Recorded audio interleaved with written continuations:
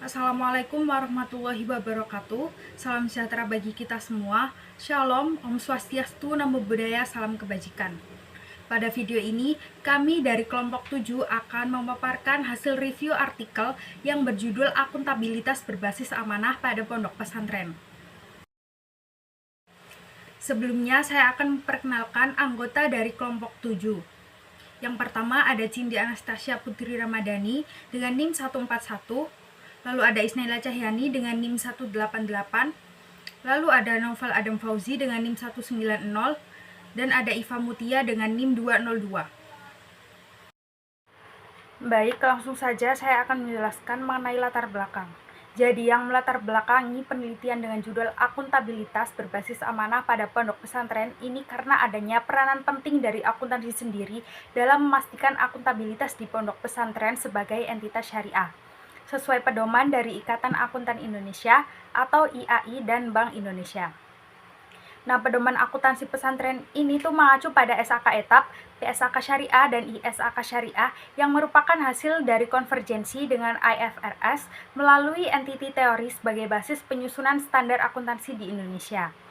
Namun sayangnya penerapan standar ini tuh menghadapi tantangan karena adanya perbedaan mendasar antara prinsip akuntansi konvensional dan nilai-nilai syariah sendiri, terutama dalam hal akuntabilitas yang lebih menekankan tanggung jawab kepada Tuhan dan kesejahteraan masyarakat luas. Selain itu, adaptasi konsep modern dan dilema moral sering kali muncul dalam implementasi akuntansi pada organisasi berbasis syariah, khususnya dalam memilih antara kerangka IFRS atau standar syariah yang terpisah. Nah, jadi dalam konteks ini, konsep amanah dalam Syariah Enterprise Theory atau SET itu dapat menjadi solusi bagi pondok pesantren untuk menerapkan akuntabilitas berbasis syariah yang berlandaskan dengan nilai Islam. Dengan amanah sebagai landasan, akuntabilitas itu dapat mencakup pertanggungjawaban yang tidak hanya kepada pemangku kepentingan langsung saja, tetapi juga kepada Tuhan dan alam. Pendekatan ini tuh diharapkan membantu pondok pesantren menyelaraskan standar akuntansi dengan prinsip syariah dan kebutuhan organisasi Islam, terutama dalam kegiatan ekonomi dan juga kegiatan sosial, seperti contohnya itu pengelolaan koperasi santri, serta mengembangkan akuntansi pesantren yang relevan dan sesuai dengan nilai syariah. Lalu selanjutnya ada tujuan penelitian. Jadi penelitian ini tuh bertujuan untuk mengonstruksi konsep akuntabilitas pada pondok pesantren berdasarkan perspektif amanah dalam Syariah Enterprise Theory atau SET. Penelitian ini juga diharapkan dapat memberikan implikasi teoritis dan praktis terkait integrasi dan implementasi konsep amanah dalam SET pada akuntabilitas pondok pesantren sebagai organisasi yang berbasis syariah. Selanjutnya, saya akan menjelaskan mengenai metode penelitian dari artikel Akuntabilitas Berbasis Amanah pada Pondok Pesantren. Penelitian ini menggunakan strategi studi kasus tunggal pada Pondok Pesantren MIP di salah satu desa di Kabupaten Kutai Kartanegara, Provinsi Kalimantan Timur. Studi kasus tunggal adalah metode penelitian kualitatif yang mendalami suatu kasus spesifik atau entitas tertentu secara mendetail dan mendalam. Dalam penelitian ini, studi kasus tunggal difokuskan pada satu pondok pesantren, yaitu Pondok Pesantren MIP di Kutai Kartanegara. Dengan pendekatan ini, peneliti itu bisa mengeksplorasi dan memahami fenomena akuntabilitas berbasis amanah di lingkungan pondok pesantren tersebut secara komprehensif, termasuk nilai-nilai religius spiritual yang ada di dalamnya. Nah, studi kasus tunggal ini tuh biasanya dipilih ketika kasus yang diteliti dianggap unik atau memiliki karakteristik khusus yang relevan untuk diteliti lebih dalam, karena dapat menawarkan pemahaman yang kaya terhadap fenomena yang kompleks atau belum banyak dikaji. Pada penelitian ini, data itu dikumpulkan melalui observasi dan wawancara mendalam dengan pengelola, pengasuh, dan santri pondok pesantren MIP. Tahapan analisis ini dilakukan menggunakan metode tafakur, yaitu merenungkan aspek religius manusia berdasarkan kandungan ayat-ayat Al-Quran atau ayat kauliyah dan data empiris atau ayat kauniyah. Proses analisis pada penelitian ini melibatkan beberapa tahap, yaitu yang pertama, mengumpulkan dan mengolah data berdasarkan nilai religius dan spiritual di pondok pesantren. Kemudian yang kedua, merefleksikan nilai religius dan spiritual melalui ayat-ayat kauliyah dan kauniyah. Yang ketiga, mengontekstualisasikan nilai spiritual dan religius terhadap peristiwa terkait. Yang keempat, mengonstruksi aspek spiritual dan religius untuk merumuskan konsep akuntabilitas berbasis amanah. Metode ini bertujuan untuk memahami konsep akuntabilitas pondok pesantren dari perspektif amanah dalam Syariah Enterprise Theory atau SET yang menekankan pertanggungjawaban kepada Tuhan dalam menciptakan kesejahteraan dan nilai tambahan bagi pemangku kepentingan, termasuk santri, pengelola masyarakat, dan alam. Kali ini saya akan mempresentasikan tentang hasil dari metode penelitian ini ya. Di wawancara dengan informan yang dibarengi dengan observasi menunjukkan suatu praktik akuntabilitas pada pondok pesantren MIP yang berpusat pada Ibu Kontrol Sosial IKS.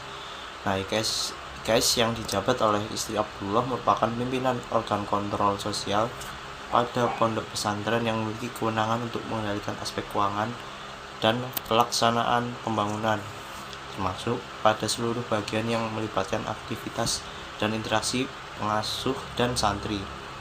Nah, pola pengendalian IKS pada aktivitas pondok pesantren disajikan pada gambar di slide berikutnya. Nah, di gambar tersebut menunjukkan bahwa Abdullah sebagai pimpinan tertinggi pondok pesantren MIP merupakan pengambil keputusan terakhir berdasarkan usulan dari IKS dan informasi yang disampaikan oleh kepala lembaga dan pengasuh pada forum kamisan yang dilaksanakan setiap hari Kamis. Forum kamisan dimulai sekitar pukul 11 dan berakhir menjelang waktu zuhur. Lembaga pada pondok pesantren MIP sendiri terdiri dari Yayasan Kulliyatul Mu'allimin Al-Islamiyah atau KMI, Madrasah Aliyah atau MA, Madrasah Tsanawiyah atau MTS, Sekolah Dasar Islam Terpadu atau SDIT, Pengasuhan, Lembaga Terapi dan Rehabilitasi, dan Madrasah Diniyah Islamiyah atau MDI. Yayasan yang dipimpin oleh salah seorang anak Abdullah berada di bawah Abdullah sebagai pemimpin tertinggi pondok pesantren MIP. Yayasan cenderung dibentuk dalam rangka pemenuhan ketentuan formal dari pemerintah mengenai bentuk organisasi yang menaungi pondok pesantren. Secara kelembagaan, organ kontrol sosial setara dengan lembaga. Nah, selain organ kontrol sosial, KMI juga memiliki peran penting pada setiap forum kamisan. Direktur KMI yang bertanggung jawab terhadap seluruh aktivitas SDIT, MTS, dan MA menyampaikan kondisi proses pendidikan. Terima kasih. Selanjutnya pembahasan. Yang pertama, pola akuntabilitas. Pondok pesantren MIP memiliki sistem pengendalian utama yang dipimpin oleh Ibu Kontrol Sosial atau IKS. IKS bertanggung jawab terhadap pengelolaan keuangan, pembangunan, dan berbagai aspek operasional pondok pesantren. Struktur ini didukung oleh forum musyawarah mingguan atau forum kamisan yang melibatkan kepala lembaga, pengasuh, dan pimpinan tertinggi pondok. Dalam forum tersebut, isu-isu strategis dan operasional seperti proses pendidikan dan pengendalian anggaran dibahas bersama. Keputusan akhir diambil oleh pimpinan tertinggi berdasarkan masukan kolektif. Yang kedua, bentuk akuntabilitas. Yang pertama, musyawarah. Musyawarah menjadi inti pengambilan keputusan mencerminkan praktik akuntabilitas kolektif. Yang kedua, pemberdayaan santri. Santri diberdayakan melalui pengelolaan koperasi dan organisasi santri yang mendapatkan modal awal dari IKS. Aktivitas ini melatih mereka bertanggung jawab secara ekonomi dan spiritual. Hasil usaha koperasi digunakan untuk membantu santri yang kurang mampu, sehingga menanamkan nilai solidaritas dan amanah.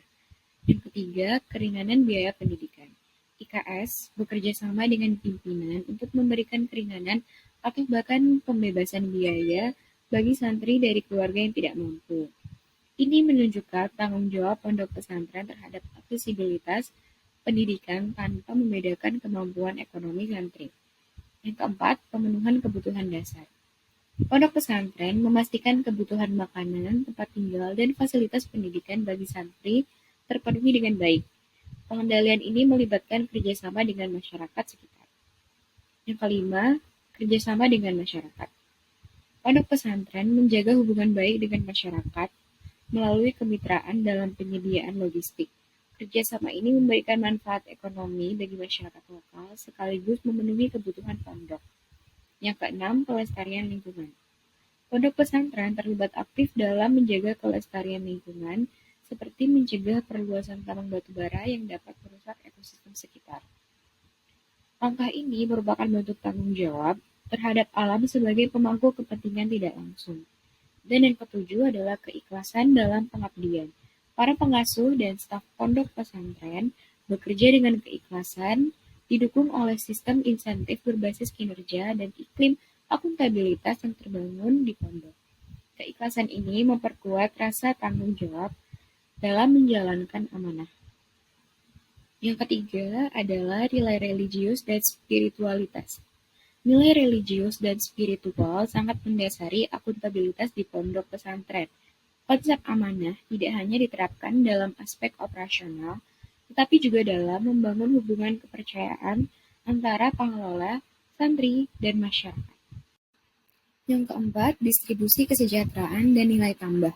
Pondok pesantren menciptakan dan mendistribusikan kesejahteraan serta nilai tambah kepada yang pertama santri, dalam bentuk kemandirian melalui pemberdayaan ekonomi, dukungan pendidikan, dan penyediaan kebutuhan pokok. Yang kedua pengasuh, melalui kompensasi berbasis kinerja, fasilitas tambahan, dan kesempatan berwirausaha di dalam pondok. Yang ketiga masyarakat, melalui kemitraan yang saling menguntungkan dalam penyediaan logistik, dan yang terakhir alam, dengan menjaga ekosistem di sekitar pondok pesantren. Yang kelima adalah integrasi konsep amanah dalam Syariah Enterprise Theory. Akuntabilitas berbasis amanah dipahami sebagai bentuk pertanggungjawaban yang berorientasi kepada Tuhan untuk menciptakan kesejahteraan dan nilai tambah bagi semua pemangku kepentingan. Baik langsung, yaitu santri, pengasuh, dan pengelola, maupun tidak langsung, masyarakat dan alam. Dalam kerangka SET, pondok pesantren berhasil memadukan nilai material dan spiritual untuk menciptakan tata kelola yang holistik. Baik, selanjutnya yaitu kesimpulan. Jadi kesimpulan yang dapat kita ambil yaitu penelitian ini memformulasikan konsep akuntabilitas berdasarkan perspektif amanah dalam Syariah Enterprise Theory atau SET pada pondok pesantren. Konsep ini tuh berfokus pada pertanggungjawaban kepada Tuhan untuk mencapai kesejahteraan dan nilai tambah bagi santri, pengasuh, pengelola, masyarakat, serta alam.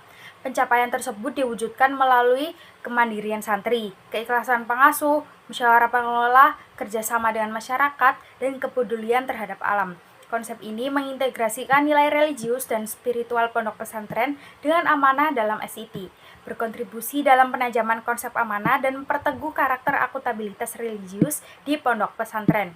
Konsep ini juga dapat diterapkan pada organisasi berbasis syariah lainnya.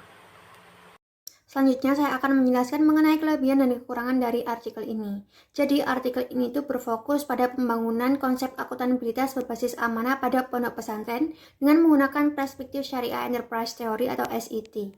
Pendekatan penelitian ini mencoba mengintegrasikan konsep amanah sebagai landasan akuntabilitas dalam pengelolaan pesantren dengan menggabungkan nilai-nilai religius dan spiritual dalam tanggung jawab sosial serta pengelolaan keuangan pesantren. Yang pertama mengenai kelebihan artikel, yaitu pendekatannya yang digunakan itu unik. Jadi maksudnya artikel ini tuh menggunakan pendekatan tafakur yang tidak umum dalam penelitian akuntabilitas, sehingga menawarkan sudut pandang yang baru yang menggabungkan refleksi religius dalam penelitian akuntabilitas berbasis syariah. Kemudian kelebihan yang kedua adalah konsep akuntabilitas berbasis amanah yang dihasilkan bisa diaplikasikan pada organisasi-organisasi berbasis syariah lainnya, sehingga menjadikannya sebagai model yang bermanfaat untuk praktik akuntabilitas di berbagai lembaga. Selanjutnya mengenai kekurangan artikel. Tidak adanya perbandingan dengan model akuntabilitas lainnya. Maksudnya, artikel ini tidak membandingkan konsep akuntabilitas berbasis amanah dengan model akuntabilitas konvensional, sehingga membaca sulit memahami keunggulan atau kelemahan model ini dibandingkan pendekatan akuntabilitas yang lainnya. Baik, mungkin itu saja yang dapat kami sampaikan. Mungkin ada kurang dan lebihnya, kami mohon maaf. Terima kasih sudah meluangkan waktu untuk melihat presentasi kami. Wassalamualaikum warahmatullahi wabarakatuh.